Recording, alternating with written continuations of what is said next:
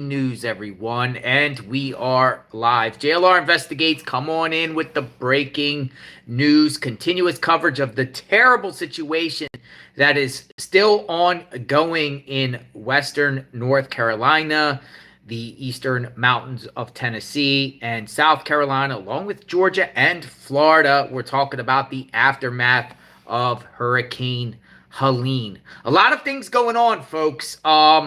Residents have been speaking out continuously saying, where is our elected officials? Where is the government? Is that potential spam?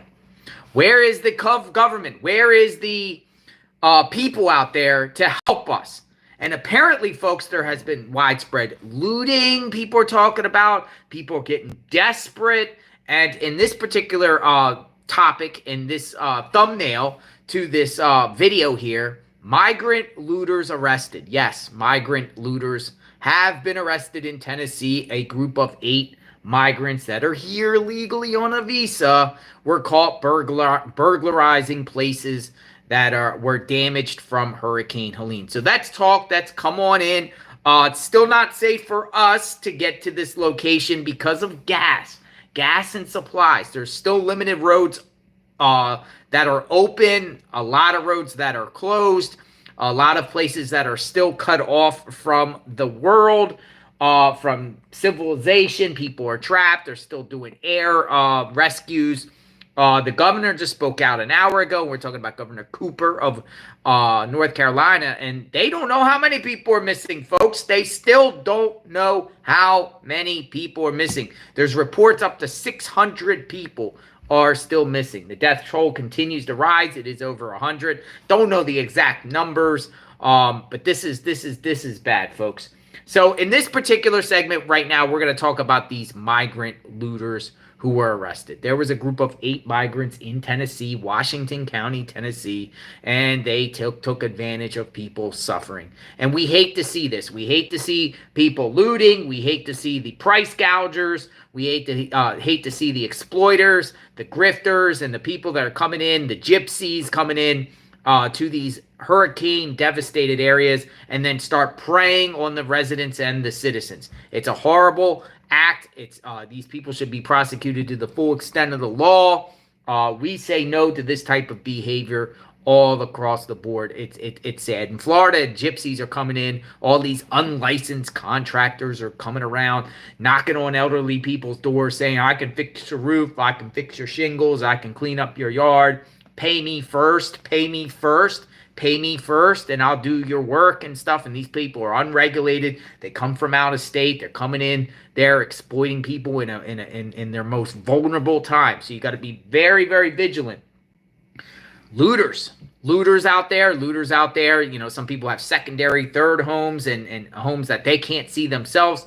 And people are driving around and going around neighborhoods looking for opportunities to steal things from people. It's disgusting, it's despicable, and it's shameful. And these people need to be put out there, and they need to be shamed for these acts. In this particular case, it's a group of 8 migrant men. But there's so many other incidents where people are talking about looting, and it's getting very chaotic.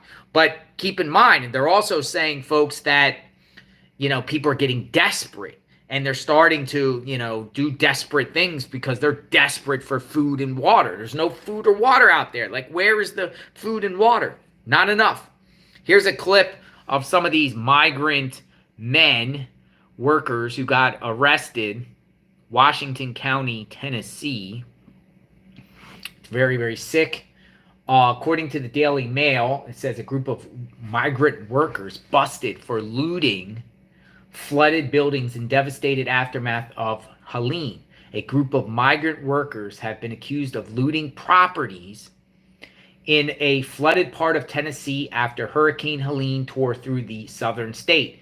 Deputies with the Washington County Sheriff's Office arrested all 8 men on Saturday, according to Sheriff Keith Sexton. Police say the men looted structures in one of the county's flood zones.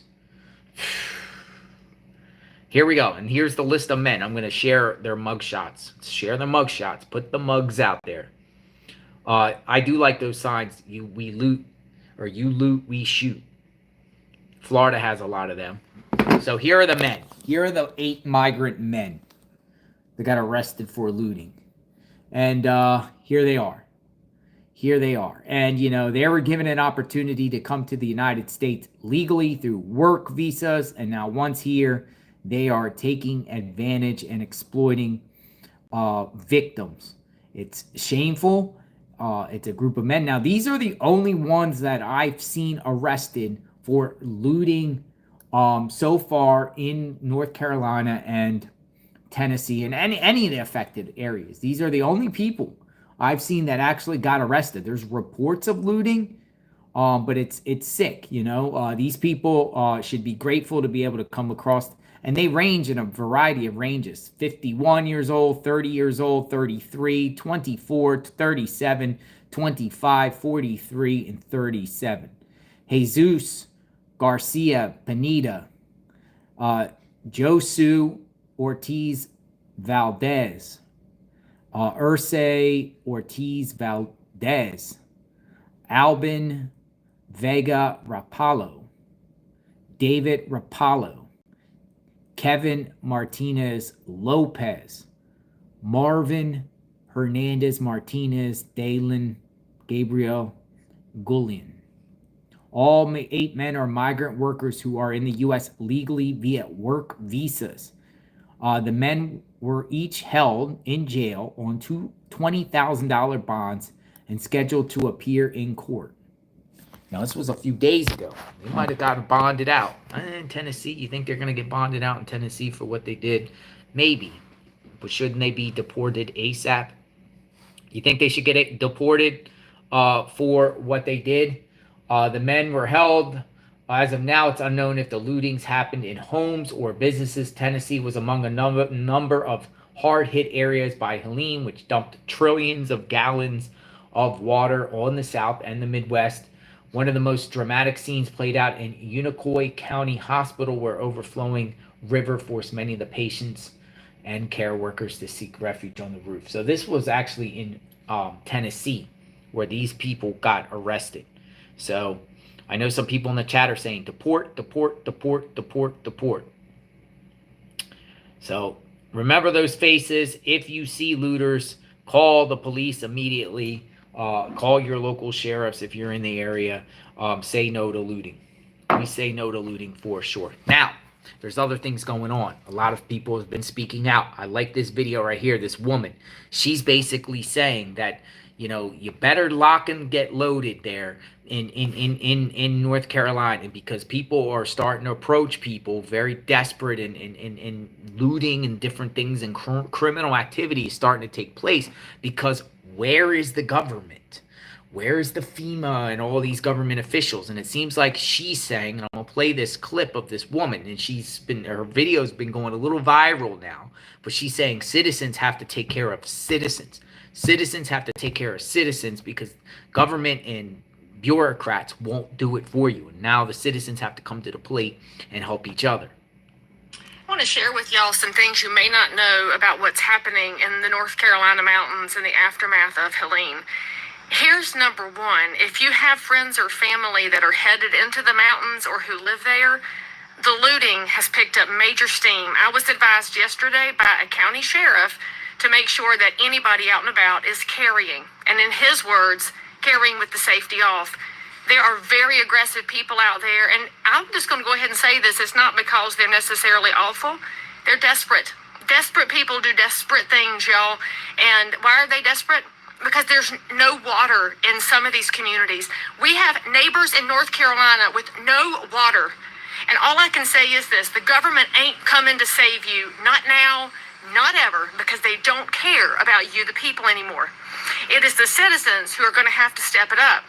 Now, I got to tell y'all, I was floored yesterday by how my community, which is a little over an hour away from the affected areas, showed up at donation sites with water and diapers and formula and some liquid IV. I mean, y'all brought all kind of things: bleach, vinegar, You are ready to help, and we're going to take more donations today, and we're so grateful for everything because I'm going to get it into the hands of actual volunteers. And I was asking people, like, why are you bringing it to me? Some of y'all don't even know me. And they said, well, we don't trust the relief organizations anymore. Y'all, we have lost our organizations to grifters. We have lost our organizations to liars. And so we have to rely on each other because that's how this country was built. This country was built patriot by patriot. And I can tell you this, as a realtor, I know my realtors in the mountains, and I have talked to them, and they know the neighbors too. So I am getting your donations into hands that are going to get it into hands. And everybody that sent me dollars, I got teams of shoppers out, and I got receipts to prove it, because we are not grifters. We are neighbors. And the patriots that are in the mountains, if you see this, if your family sees this, hear me now. You are not forgotten by the rest of North Carolina. And if you are not in North Carolina, then there are ways that you can give. But can I just remind y'all of something? You cannot eat money. You cannot drink money. So for those of y'all that thought money was your God, and by the way, that includes our freaking elected officials, it's not your God. Told my girlfriend this morning while we were talking about this during our run, I said, tell your children, 'cause she's got grown children, this is why you keep a stash of water on hand. This is why you keep a stash of food on hand. But for those of y'all that are not in affected areas, if you can take your donated items and send it to the mountains, then send it with a friend. Make sure you're sending truckloads so that we don't overload the roads, because our first responders are overwhelmed. By the way, thank you, Governor DeSantis, for doing more for North Carolina than North Carolina's governor has. I'm very grateful for your National Guard, because we have to help each other, y'all. And I'm going to tell you something. If you will share this with somebody who doesn't know what's happening in North Carolina, they need to know. They need to know that there are entire towns gone.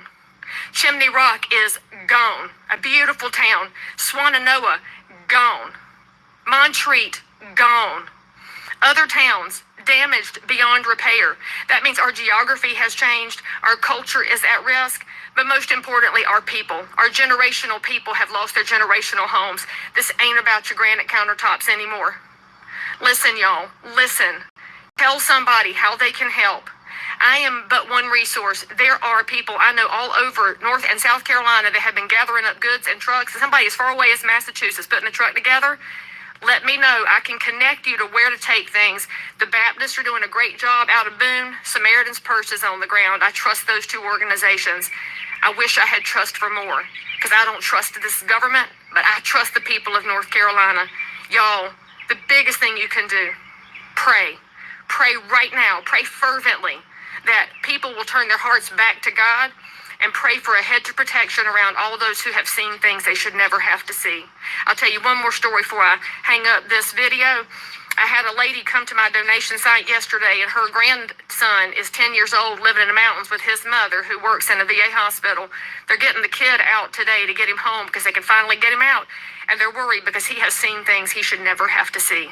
When you have children that are seeing bodies on the ground and towns gone, we're going to have to answer for that one day, y'all. Please pray. Please do something. And for those of y'all that have already done something, I can't thank you enough. Interesting, right?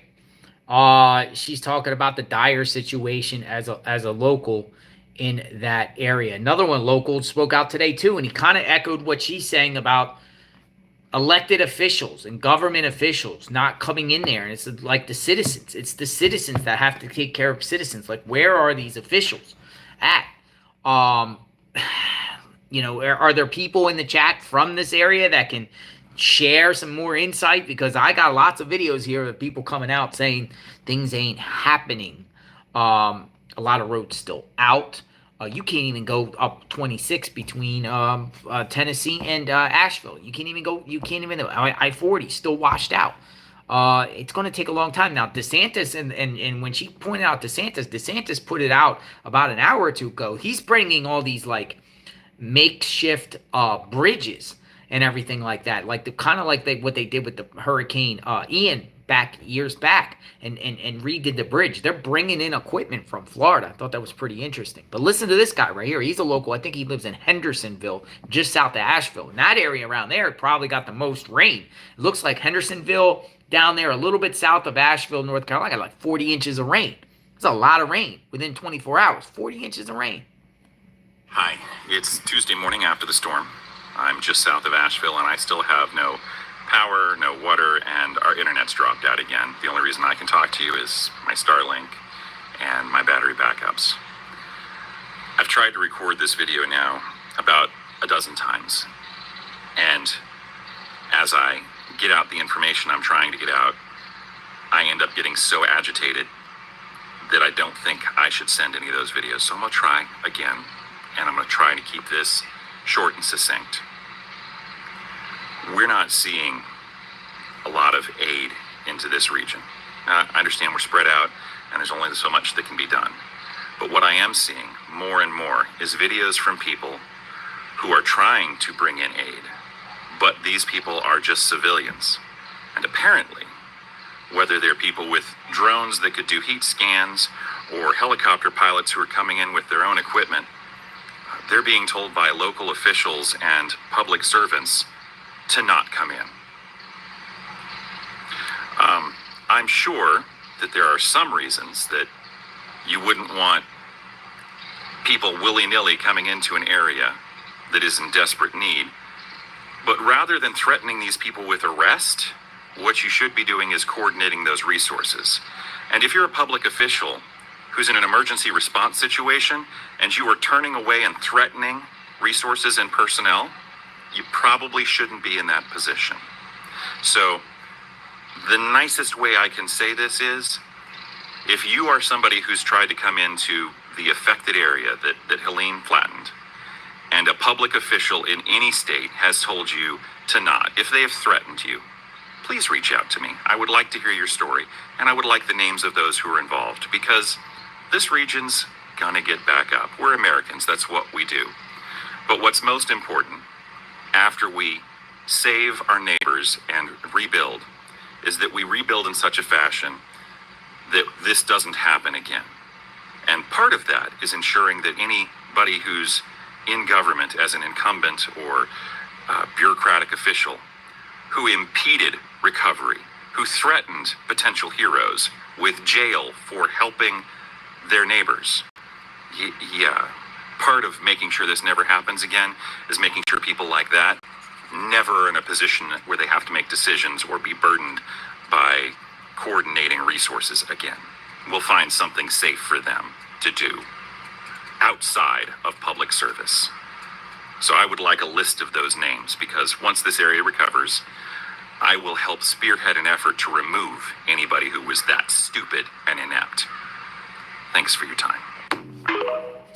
It's another citizen. He's basically saying it's kind of true. Like, he's basically saying, well, you can't go out between 7 p.m. and 7 a.m. If you go out anywhere in the western North Carolina, the sheriffs will arrest you. Now, that could be because of looters. Could be because of looters, right? And they don't want criminal activity. But it seems like if you look on Twitter, like I really strongly encourage everyone, if you want to get information on what's really going on in western North Carolina, I would say follow Twitter, because Twitter's putting out a lot. And it seems like the citizens, some storm chasers, social media influencers, are the ones that seem like they're bringing in supplies. I don't see videos. I don't see any videos posted. Now, maybe because there's no internet out there, or maybe because no one has power and you can't get the video. I don't know. But I haven't seen any videos of FEMA trucks or government organizations in western North Carolina. Matter of fact, didn't they say they brought in about 500 National Guard? South Carolina has more National Guard out than North Carolina. And North Carolina is more effective.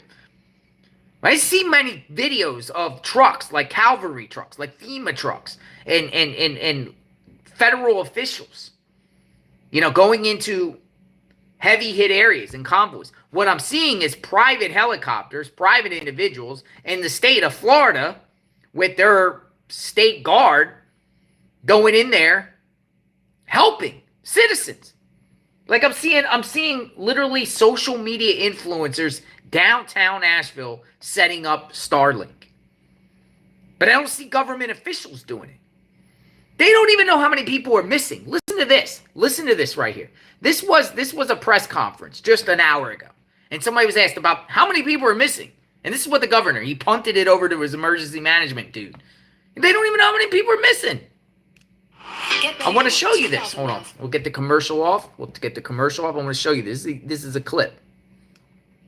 The federal administration, a spokesperson yesterday said that there were as many as 600 people unaccounted for. Could somebody peel that back a little more? Was that for the region, and has that number gone down? If it was for the region, what is that number for North Carolina? If you could just talk about that. Yeah. I'll let Director Ray talk about this more specifically, but we've created this 211 resource where people can call to report that they haven't been able to get in touch with somebody. We send that information out to local teams, local law enforcement. Welfare checks are made trying to find people. There are also people who get in touch eventually with the people who are lost or they haven't been able to get a hold of yet. And closing that loop on how many people have been successful in this, I think we don't have the quantity of that, but I'm going to turn it over to Director Ray because I know they've been working on this issue because I've been asking about this issue. Thank you, Governor. Gary, as he laid out, I think this is an important effort as we move through the response. I think we want to make sure we're working with our partners at 211 to get that actionable information, to get it to the responders on the ground, to be able to action it as quickly as possible. I think we can work with you offline on what that specific number may be.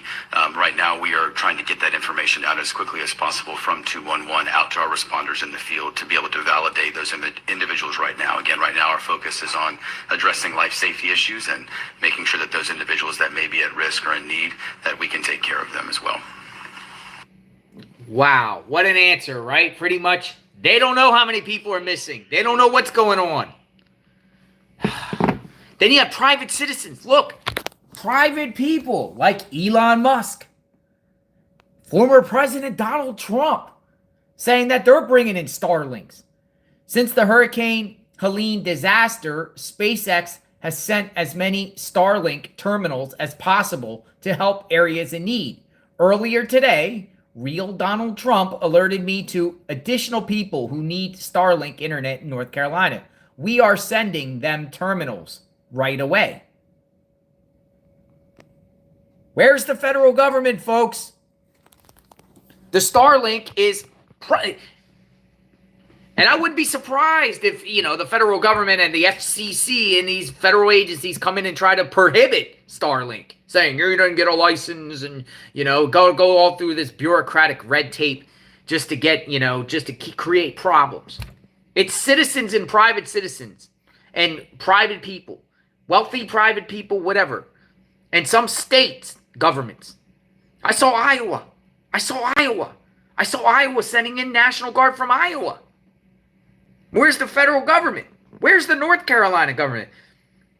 Now, I haven't even seen one picture or one image of Roy Cooper, Governor Cooper, touring the area. Period. I haven't seen him. Have you? Have you seen Governor? Now, guess who I have seen out there, though? I've seen the Lieutenant Governor of North Carolina, Mark Robinson. He's out and about. He's out and about on the interstates, with law enforcement. There's videos of Mark Robinson, the Lieutenant Governor, out there. Seems like he cares, but the governor, I don't know. But you got so many examples. Look, this man had to walk 30 miles of hurricane debris to be, look, listen to this right here. You have to understand, my daughter's getting married at 11 o'clock this morning, and I'm going to be there to walk her down the aisle. Jones, who has run marathons in the past, estimated it was less than 30 miles away, so he decided to walk. Jones found himself in total darkness with only his cell phone light to guide him through mounds of debris. I'd have to climb 6-7 foot tall piles of debris of old fences and huge trees and tangled mess. Certainly precarious, at one point the trek nearly became deadly when he encountered crews cleaning the road with a backhoe. I was up to my knees in mud and couldn't move. And he doesn't see me. Of course, his cab is facing the other way most of the time, and he's swinging this thing around, and I'm ducking and really, like, this could be it. And a lot of prayer at that point. Miraculously, Jones says he was able to free himself in time and continue on his way, eventually getting back on Interstate 26, still on foot. To avoid being hit by cars, Jones carried a reflective stake. He made it to his daughter's wedding, and she had no idea what her dad had gone through to be able to walk her down the aisle. That's so emotionally moving that my dad. Now, this is a good story that he here. would come and go through all of that to get to my wedding. At the reception, Jones presented a gift to the new couple, his reflective stake. And just for them to remember to be a protector and a good reflection of each other and a reflection of God. Jones says he's no hero. It's what any dad would do. Elizabeth disagrees and says she's just so thankful he made it. I woke up at 4:30 this morning, just wide awake. Just spent that whole morning praising God that my dad made it and that my dad's alive. Reporting in Johnson City, Tennessee, Karen Jenkins. That's just a story where a guy was trapped and he literally nobody's coming to get him, so he just walks out and goes to his daughter's wedding. That's a good story. Here are some more horror stories. For instance, look at the lines of gas. I looked at Gas Buddy right now. There was like 75 gas stations in Asheville, and now 20 are up. 20 out of 75. So almost like 1/4 of the gas stations. This is what's going to happen if you try to get gas in Asheville.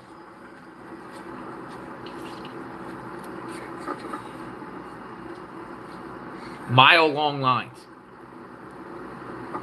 Why aren't they setting up makeshift gas stations? Why aren't they bringing in fuel tankers and trucks?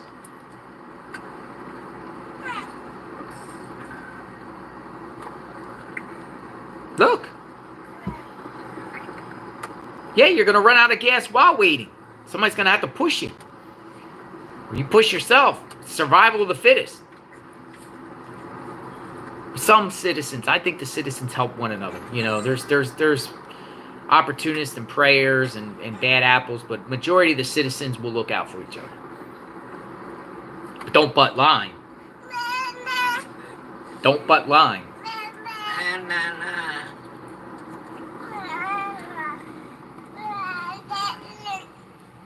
Look at that. Most of the gas, this is one, you can go on TikTok, Twitter, whatever, you can see the gas station lines. According to Gas Buddy, I put in Asheville. And these are the stations. If you go, you can go to Gas Buddy. Gas Buddy's a pretty cool tool. And if you go to Gas Buddy, you can see all the stations that are open. Most of them are in Asheville or Arden. Arden and Asheville. So there's about 20 of them that are open. There's about 20 of them that are open. But then look at the ones that are not open. These are the ones that are blank. Nothing, nothing, nothing, nothing, nothing, nothing, nothing. Nothing, nothing, nothing, nothing, nothing, nothing, nothing. These are all the gas stations that are still closed. Keeps going. Nothing, nothing, nothing, nothing, nothing, nothing, nothing, nothing, nothing, nothing, nothing, nothing. I mean, can't you set up places where there's tankers to allow people to get gas so they don't have to wait in hour-long lines? Because the issue right now, look at all these gas stations out. Nothing, nothing, nothing, nothing, nothing, nothing, nothing, nothing, nothing.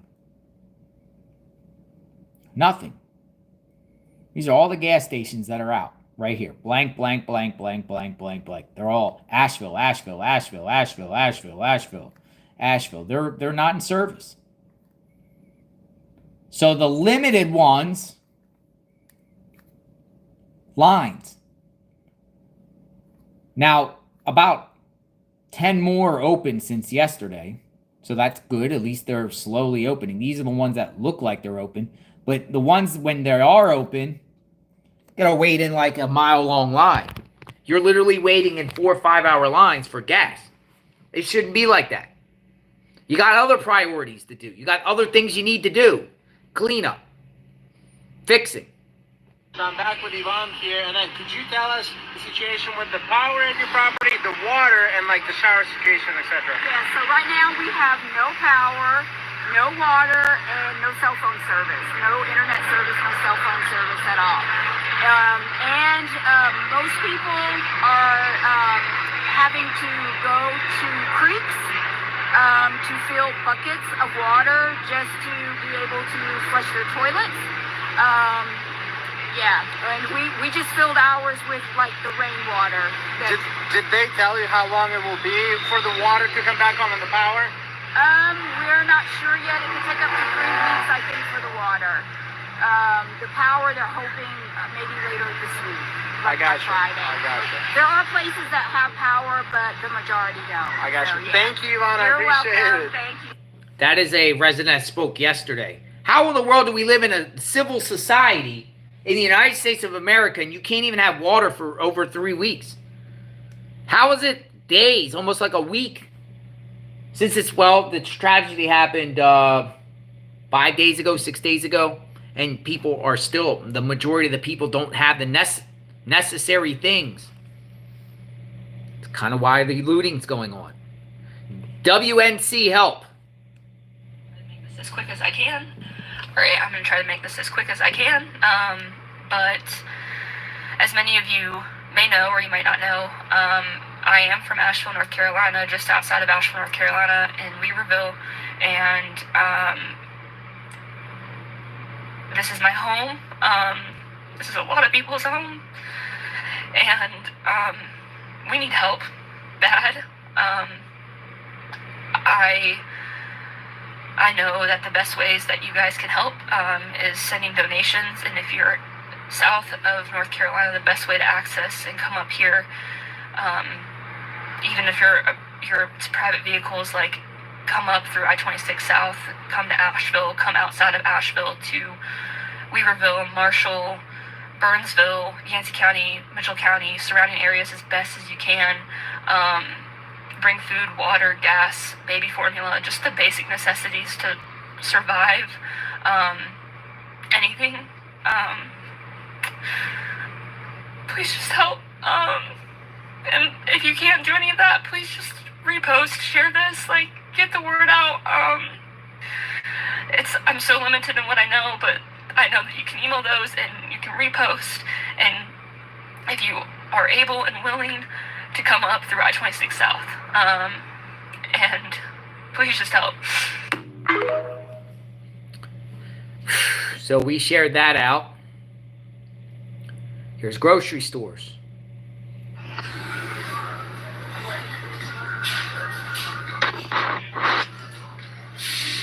Hey everyone, I'm currently in the Lenoir, North Carolina Walmart.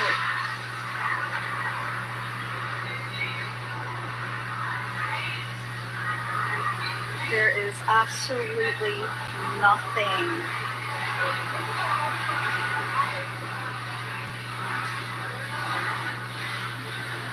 Nothing in produce.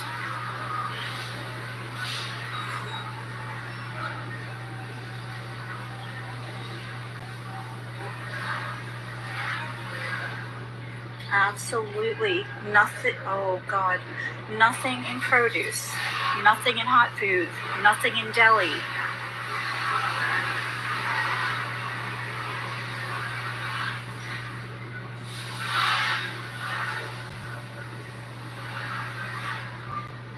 Again, this is Lenoir, North Carolina.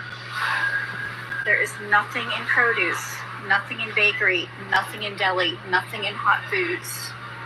Completely empty.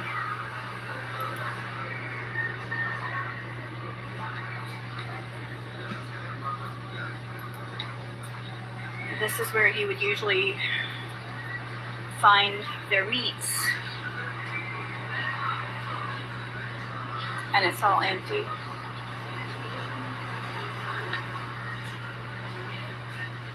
And that's just there's just a few Walmarts open in that area. And the ones that are open, nothing. The refrigerators and freezers are absolutely empty. So even if you have a store that's open, you're really not going to get any food.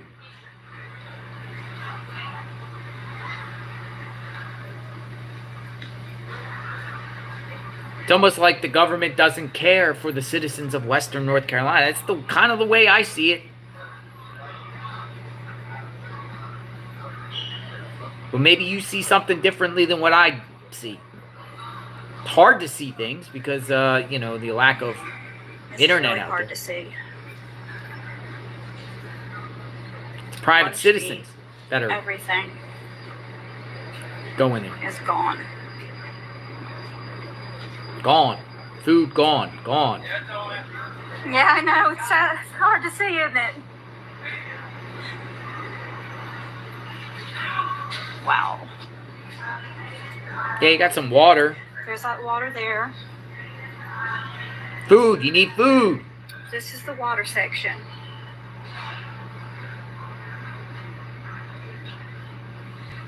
There's some Gatorades and Powerades and drinks as such.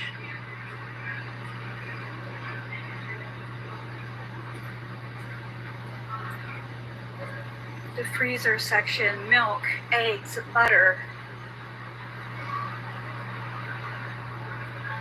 Everything completely gone. Oh man. Don't cry, girl. Everything is gone. People are probably going to resort to eating pet food and different types of things, you know, whether you like it or not, just to survive.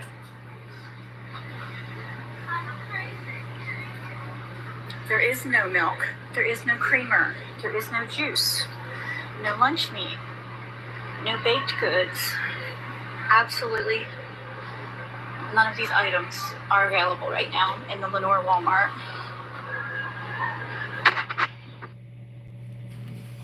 Very, very sad. That's Lenore, which I looked on the map. It's just northeast of Asheville. One of just the few areas that are open. But even if they're open, you're not getting much. Not getting much.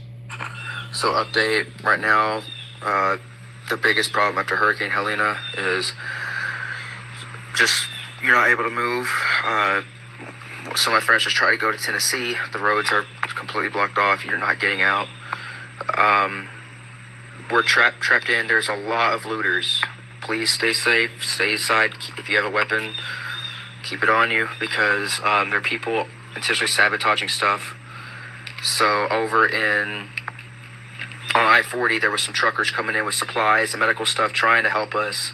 They stuck at a truck stop to get some rest. When they woke up, their tires were slashed. Nothing was stolen, just tires were slashed. The same thing is happening all over the place. People are intentionally just vandalizing stuff, not stealing, just vandalizing. And then there's looting happening in all the stores. I'll come back with an update in about 5 or 6 hours. Everyone stay safe.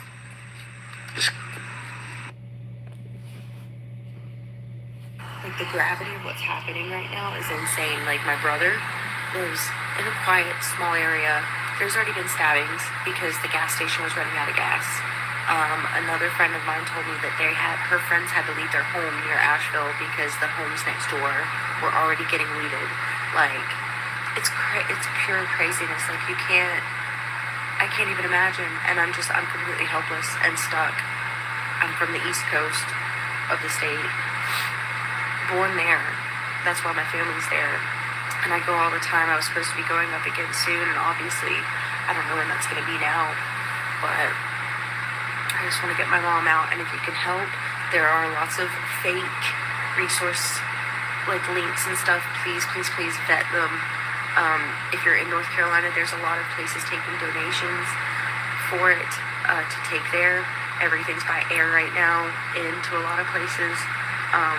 But just be really careful on Facebook if you're going to donate or anything like that. Make sure it's legit because there's a lot of fake links and fake PayPal, like donation things going around. So just please, if you can help. And yeah, just be really careful about where you're sending your stuff to. And thank you for anybody who's doing anything about it. Any examples? Hurricane Helene hit Leicester, North Carolina about 2 days ago. The local news is covering it, but the big news is not. A lot of people do not know what's going on. We are without food, without water. Gas stations are out. There's no electricity. It's a war zone. It's literally a war zone. Looting is going crazy. It's everywhere. Police are not responding to missing person calls anymore. They're only responding to big emergencies. The Walmart down the road on Bleachery just got flooded out where I work. There's nothing there. It's a war zone. There's flooding everywhere. The houses have been swept away. There's houses floating down the river. Cars are gone. We need help. We need help, and we need to get the word around. We need help, please. Here's Chimney Rock, folks. I don't know if you guys remember Chimney Rock. This was one of these devastated communities that got flooded out. And someone's posting a picture of what Chimney Rock looks like. This used to be the town, guys. I can literally show you photos. Heck yeah. Chimney Rock. Chimney Rock. Let's get Magnolia in the chat. Let's discuss. Let's get her in the chat so we can talk. So what's the solution, folks? What's going to happen with this particular tragedy? Hello, Magnolia. Hello. We got looters. We got people still stuck. There's more and more videos coming out. People are posting videos. Internet seems like it's slowly coming back because of Starlink. What's happening? Yeah. What's happening, Magnolia? Yeah, they got several Starlinks were brought in by a couple of the storm chasers we talked about the other day, Nick Sorter and Ryan Hall, that group of people. And then now it looks like Elon Musk has been sending them out too, and he said he's sending more. They'll keep sending them as many are needed, I guess. So it's good to see they're at least able to communicate, and it just seems like things in North Carolina and Eastern Tennessee, you really see like a difference between that area and the response in like Florida, for example. A lot of people are saying that it's just very chaotic up there. They don't really have anyone going around telling them where to go to find resources, and so they're kind of just citizens helping each other find resources. And a lot of people in the chat have commented that there's only 2 gas stations open right now. 2. So yeah, they're down to 2. So yeah, Gas Buddy has about 20 in the area. So I'm counting 1, Murphy's, Ingalls, Fast Stop, Shell, Citgo, Speedway, Quality Plus, Speedway, Shell. But who knows if they're really open or not? It seems like visitors, I see majority of them closed as I show, and maybe these ones aren't even open. According to Gas Buddy, they are. But if people are saying only 2. Yeah, I think that there's more gas stations open, but what they're saying, Space Chimp in our chat, he's in that area, and says that there's only 2 that actually have gas. So the stores might be open, but maybe they're just out of gas. And I'm sure that number fluctuates by the hour, probably. Yeah, I'm putting in Asheville population, right? So you got a population of almost 100,000 people, and you got 2 gas stations open, and pretty much they're probably out of gas themselves, or like I said, other gas stations open but no gas. I mean, come on, how are people going to live after going through a weekend and now still no gas? Yeah, because this storm came through on Friday, and it's now Tuesday, so. A lot of the places already were dealing with overwhelming rain even before the storm hit. So it's just really scary, and you feel bad for these people up there that feel like they're trapped. I wish that there was a way for people to be able to get out and find somewhere safe to go, but it sounds like even that's not really feasible for a lot of people because of the roads, and they're still going to have to be rescued in a lot of places. I looked at Expedia and Priceline, no hotels. Yeah. You know, you still got parts of Greenville, South Carolina that's out of power, and that's, you know, headed south on 26. Limited stores that way. If you go towards Augusta, power's all out in that area. Yeah. You can't really get from Asheville to North Carolina or to Tennessee from Asheville because of the roads. Really, most of the roads are impassable. You can't even go up Interstate 40, and you can't go up by Interstate 26 to escape to Tennessee unless you probably go around Virginia and somehow get around. I mean, where are these people going to go? Where? Like, where are they going to go? And how long is this going to last for? Why do I keep seeing private citizens helping and not, like, I don't see supply trucks? You have a county there, Buncombe County, 275,000 people. In just Buncombe County. Yeah. Well, you know, this morning you showed, a little bit earlier today, you showed the one of the FEMA pod sites in Florida. Florida has one. And we actually, it was a couple of days ago, we watched one of the DeSantis press conferences, and he mentioned the word pods. He was like, we're bringing in all these pods, and people in chat were like, what's a pod? And so we looked it up, and it said points of distribution. So I wanted to see what that looked like, and it was cool today when you went and showed it. It was way bigger than what I expected. I thought, you know, he was describing it and saying you can come and get food and water and tarps and things like that. I expected it would be like a couple tents or something, but it was a really big site with a lot of stuff. Even had that cooling tent that you went into. What they call it? What they call that? A cooling station. A cooling station, yeah. So I'm just wondering, do they have any of those type of sites set up in any of these areas? I don't think they do, because people keep saying in the chat that FEMA's not there.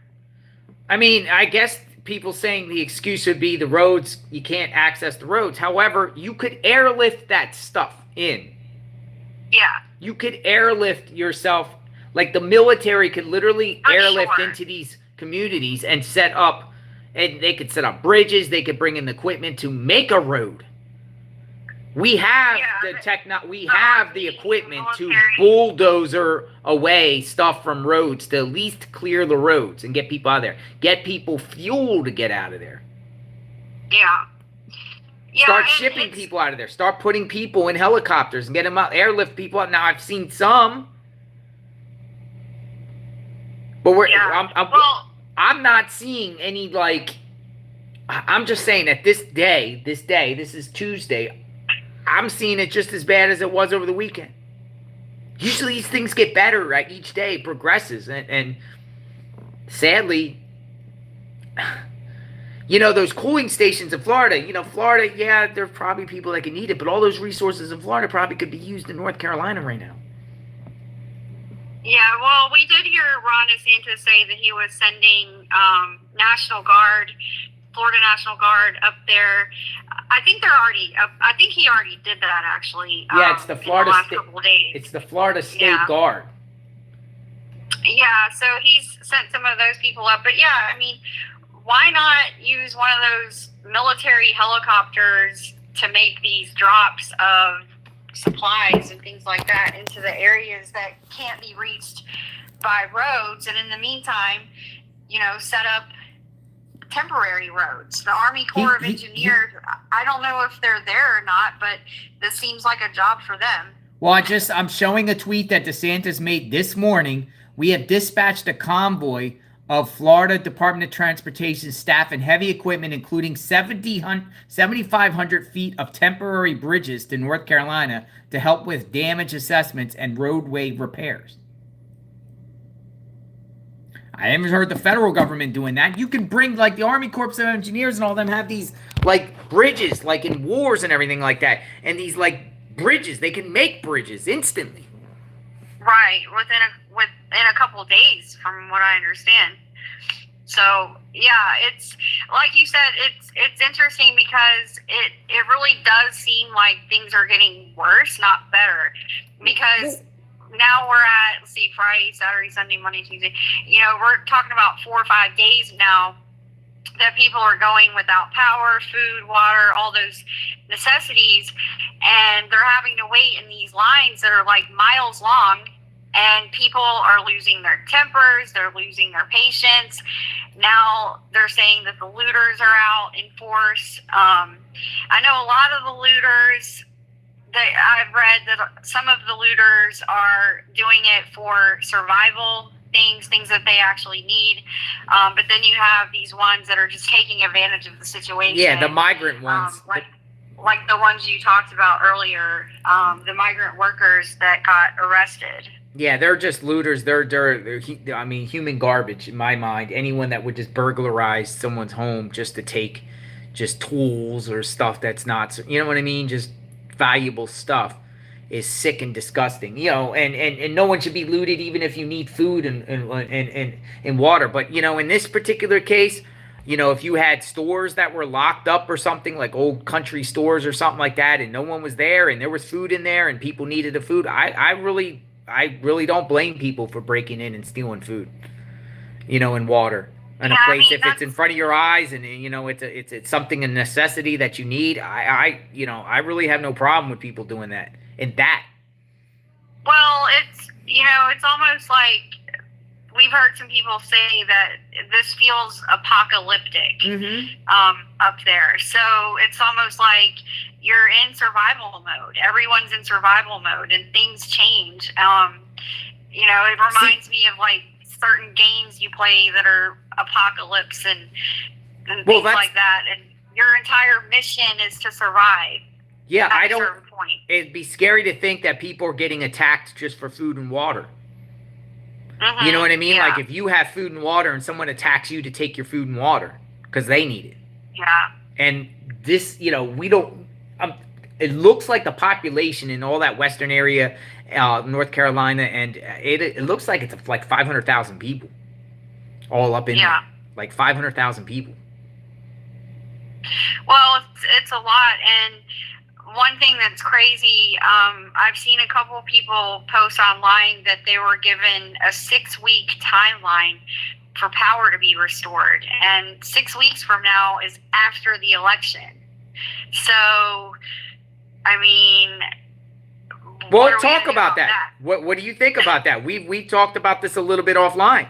We thought that, you know, due to the fact that you have a situation like this, and you have a situation now that, you know, with the striking and the pork striking, are we in a situation where elections might not happen this year because of all this craziness?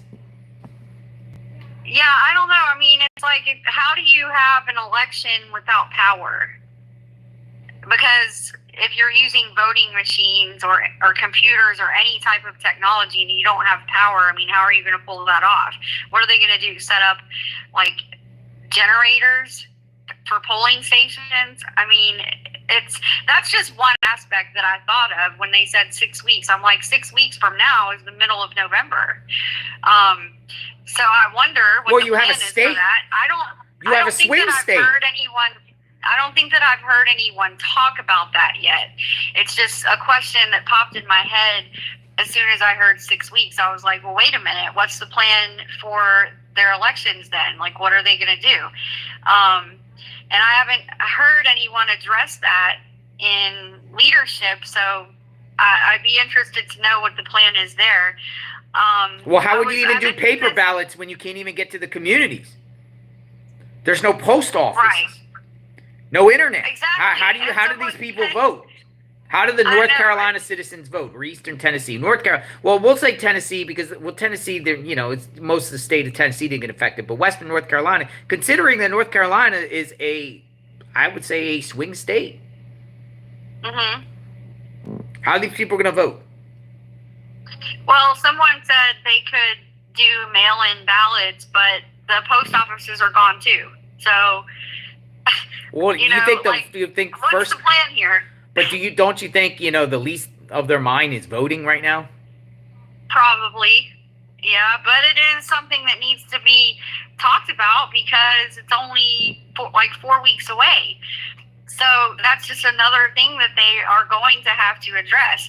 And I liked how I heard one leader say, you have to think ahead about things that are going to be needed. A lot of times these public officials, they react to things that have happened instead of being proactive about things. And so there's a lot, you have to think about the consequences of having no power for 6 weeks. How is that going to affect everything in your society? And it's going to impact things in different ways. So you have to be able to think ahead and have a plan. And sometimes when I look at these press conferences, I just wonder, what is their plan here? When we watched Roy Cooper yesterday, and even Bill Lee, I really didn't hear them lay out specific plans. It was kind of we're touring the areas and we're taking a look and assessing the damage and different things like that. And then you watch Ron DeSantis spit out rapid fire plans Operation Blue Ridge. This is where we're going. Yeah, it's like a whole organized operation. So there really is an obvious difference in the response. Now, to be fair, Florida experiences these storms way more probably than any other state, and so that they've got a lot of systems already in place to address hurricane disasters. But you just look at it and you're like, wow, this is very, very organized. Well, you showed the pod site today. It was like, whoa, that's impressive. And we're not promoting DeSantis on this channel whatsoever. We're just calling the way he's handling the situation in Florida, and it seems like it's much different than what Cooper is doing in North Carolina. For instance, DeSantis for the last 5 days have been going from location to location to almost every area that has been affected, and at least speaking and at least sharing what they intend to do and what they're doing. I don't see Cooper anywhere in Western North Carolina on the ground giving press conferences. They got live view. He can live stream that thing with his own Starlink. If he chooses that, maybe he doesn't even have Starlink, but he could be at site, and that would kind of give people confidence in leadership here. Yeah, it's, because going around and touring the areas is not the same thing as actually being on the ground, getting in there and doing the work. I feel like you really have to be on the ground to be able to see what's going on. So doing these quote-unquote tours doesn't really cut it, I don't think. The citizens are making very clear what their needs are, So I would like to see someone step up and take charge here, and things need to be organized. I noticed that one group that I noticed that's doing good work is Team Dominator Storm Recovery. I think they're attached. I think they may be attached to Reed Timmer. Doesn't he have that vehicle called Dominator? There's a group called Team Dominator Storm Recovery, and they have been making very detailed posts. They have a very detailed post about missing people that have been found. And then I saw another one that they posted yesterday that listed out a lot of different resources that people can find. But these are private organizations, right? Private organizations. They're a 501c3, and it looks like they're basically what they do is they try to inform the public of what's going on and let people know where they can go to get resources. So, and yeah, those are private organizations, but I wish that they would have something like someone who steps up and really takes a leadership role here, organizing things. So here's a post: Team Dominator Storm Recovery on Facebook. If people are on Facebook, they've listed all the open shelters and different places you can go if you have pets, for example, because some shelters actually don't allow pets, but some do, and the ones that do often require proof of vaccines and things like that. So they have a very extensive post on Facebook that gives all these locations of shelters and whether or not they take pets and what you have to do if you have a pet to be able to stay there. So, and then I know we had the 4 sites listed before that had Starlink, but it sounds like there's a lot more Starlink available now. I see so many images here, like this one here, of sheriffs holding up Starlink.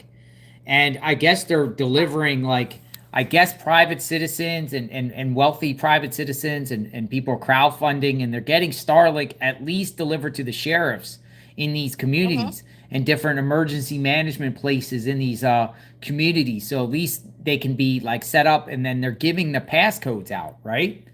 And letting citizens come to these locations, these safe locations, and at least access, the internet, so they can send out messages to their loved ones or try to initiate some sort of help out of there.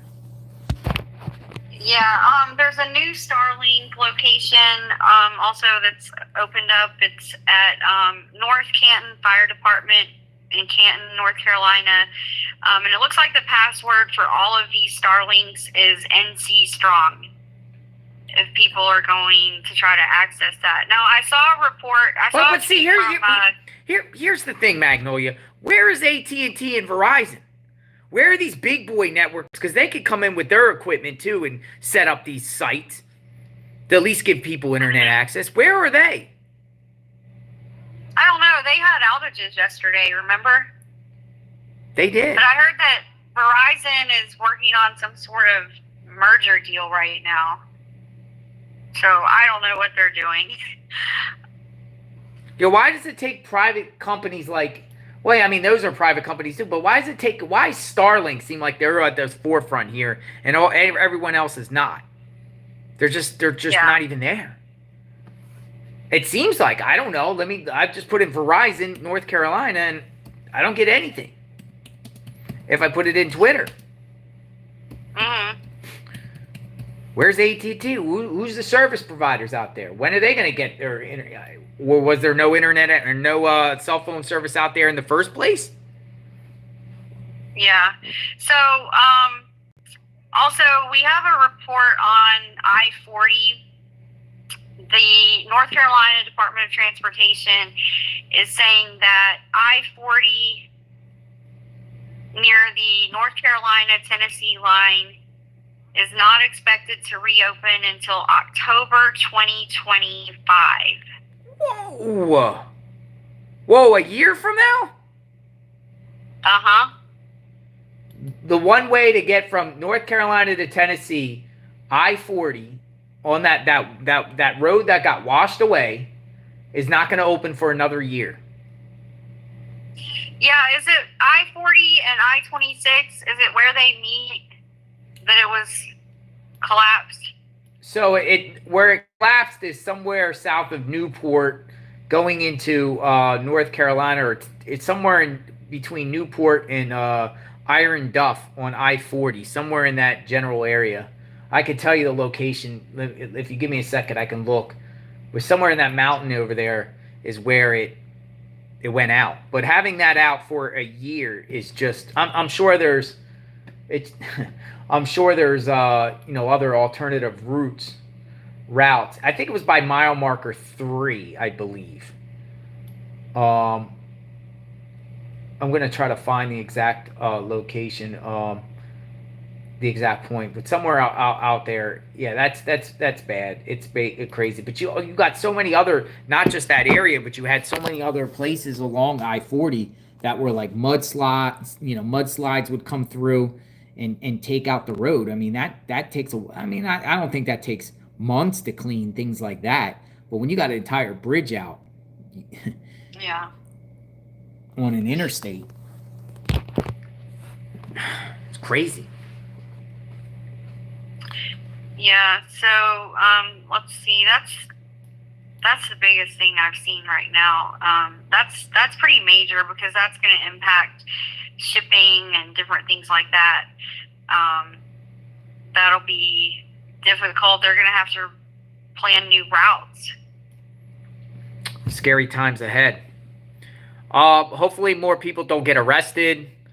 Or hopefully if they loot, they do get arrested. Hopefully more people are not looting. It's just a mess, and we're continuing to monitor the situation that is unfolding in this area. It's just devastating. And will they get the help needed? Will North Carolina step to the plate? Are they stepping to the plate? We have some people in the chat from the area, so speak. We'd love to hear what's going on. Will they set up pod stations up there? Any other information out there, Magnolia, to get out? Yeah, so there's a post on, I saw a post on Twitter from Greg Biffle, of all people. He's a former NASCAR driver. He said that helicopters from Western New York are flying in Starlinks to the different fire departments in the area. There you go. Fire department. So they're coming in from New York on helicopters. Now, this is the lieutenant governor. You got Governor Cooper, and then you have Mark Robinson. And I see Mark Robinson. I see a lot of tweets from him. Virtually every single aircraft currently running missions are privately owned. The few that aren't are owned by states other than North Carolina. Absolute insanity. Oh, my gosh. Exactly. And I did not know about this, but this is the lieutenant governor. Now, you know, you have the governor, Cooper, he's a Democrat, and you have a lieutenant governor who is a Republican. And this is Mark Robinson. And Mark Robinson has been to the scene. I've seen numerous videos and photos of him in the area.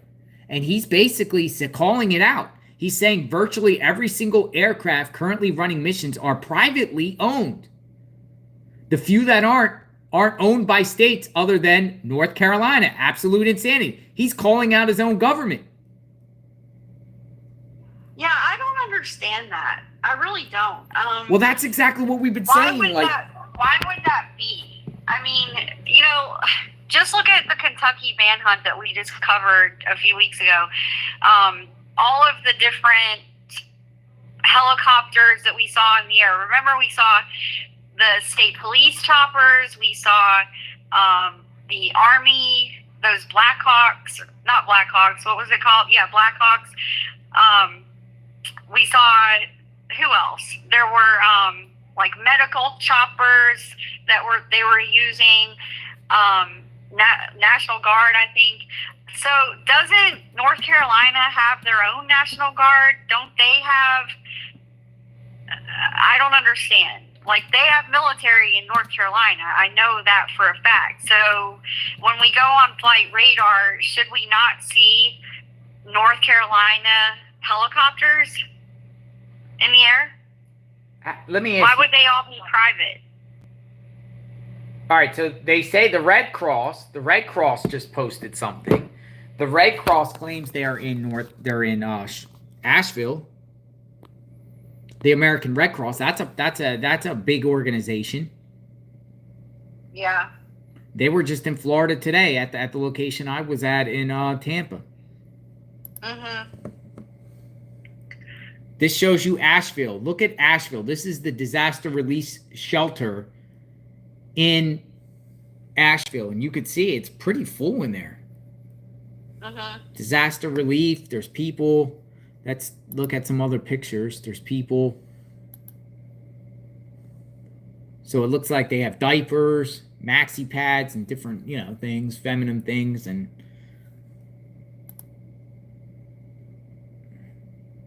so the Red Cross posted this tweet out 2 hours ago. I was about to say, where is the Red Cross?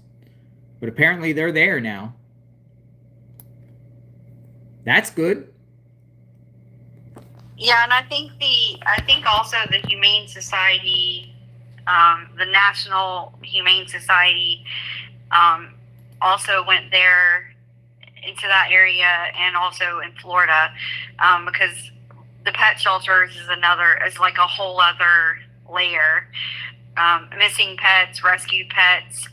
A lot of these shelters need fosters urgently. They need people to take the animals in, because a lot of them, before the storm, the shelters had to relocate their animals to other shelters, and now they still have all those animals that they already have, plus now they have an influx of animals that had to be rescued.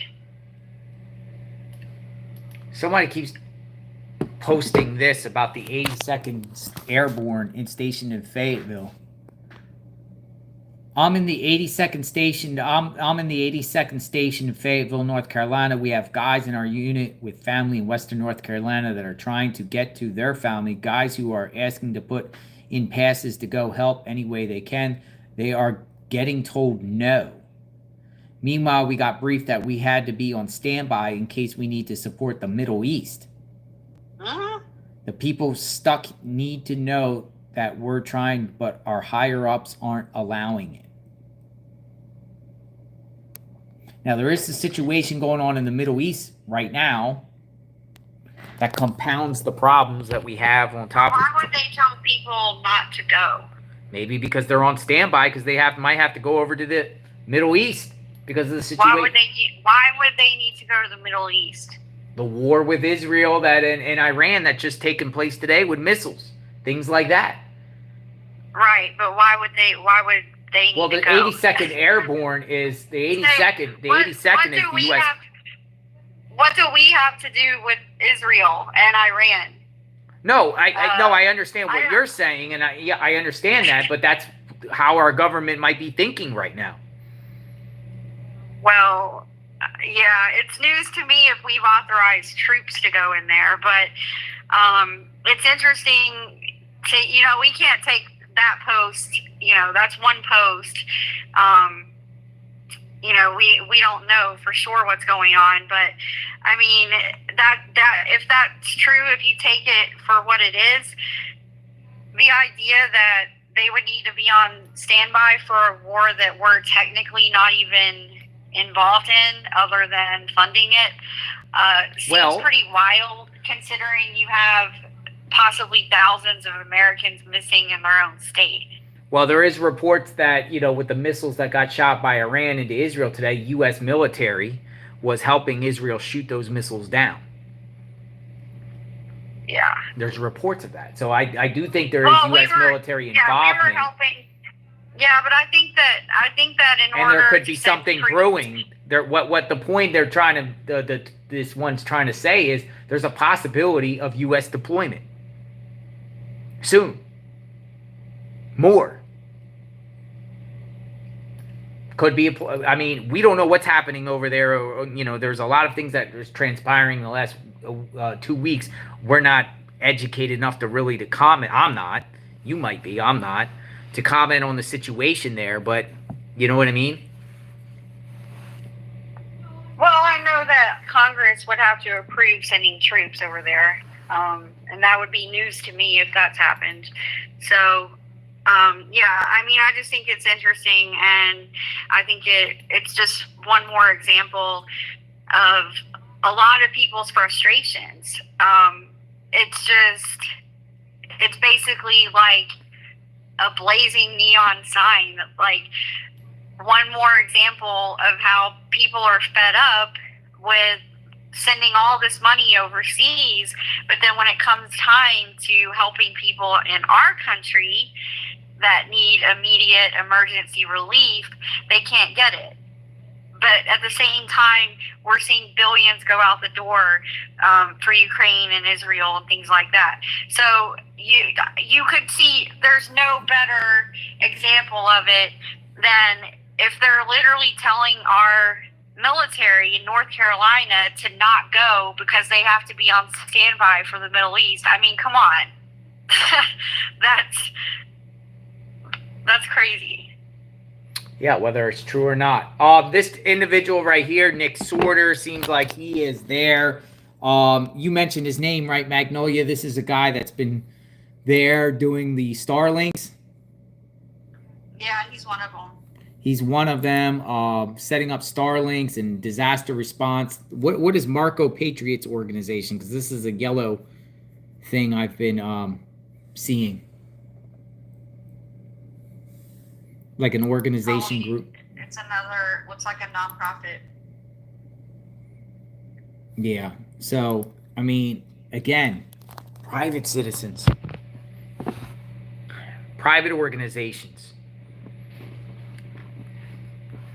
Yeah, but you know what's sad too is that situations like this are ripe for con artists and fraudsters and things like that. So, you know, you have American citizens, locals in the community that are stepping up, organizing themselves. They're putting these things together. They're getting supplies and resources and getting out there.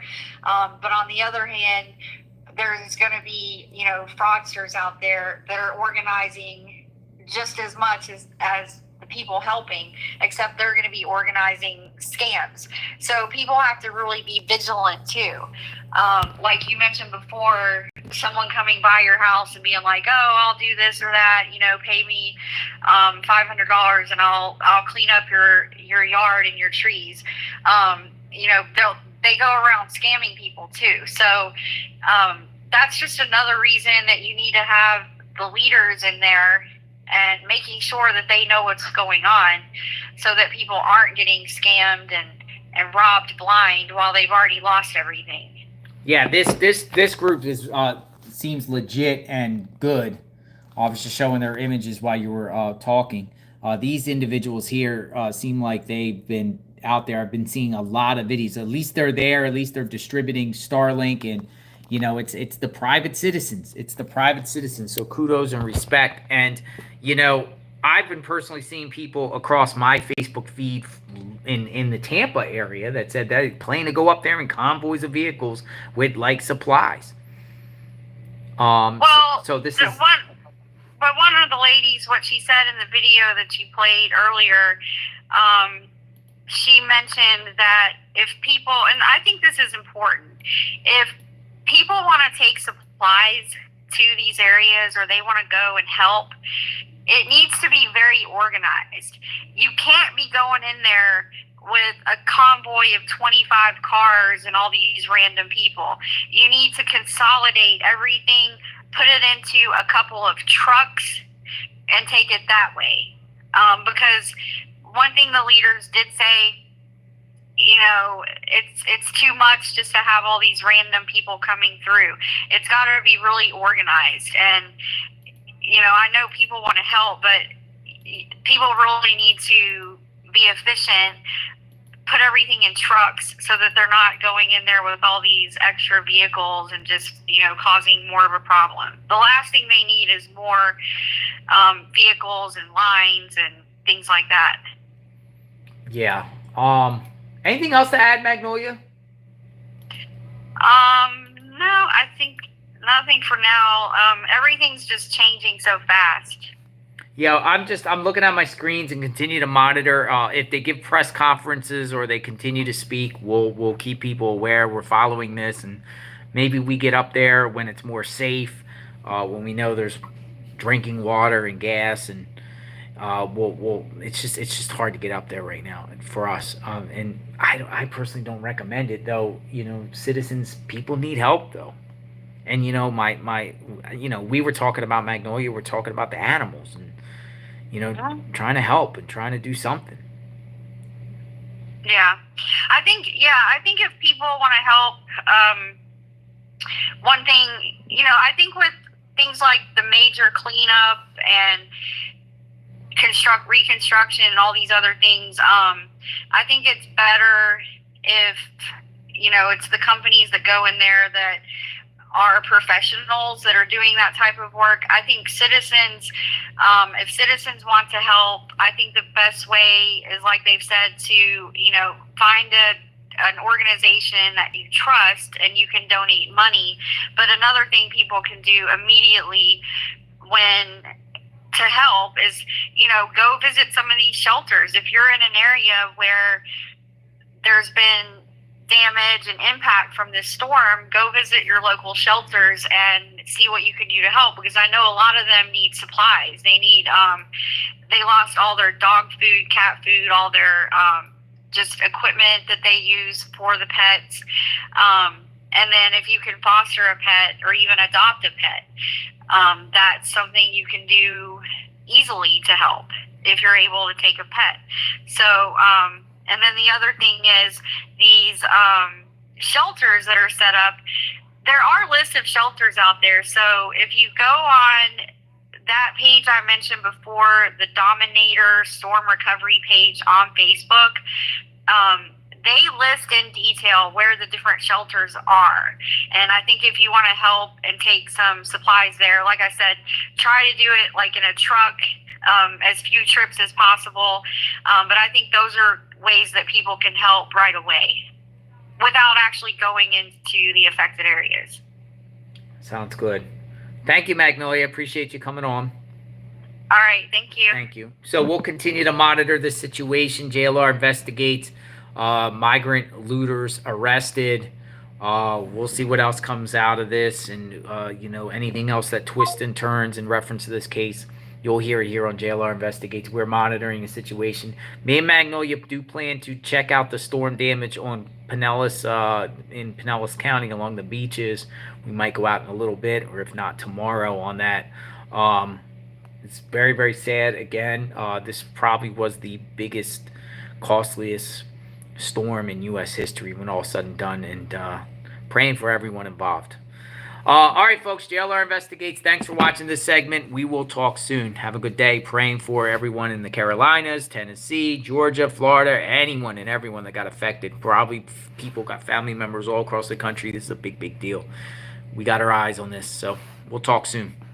Have a good day, everyone. JLR Investigates.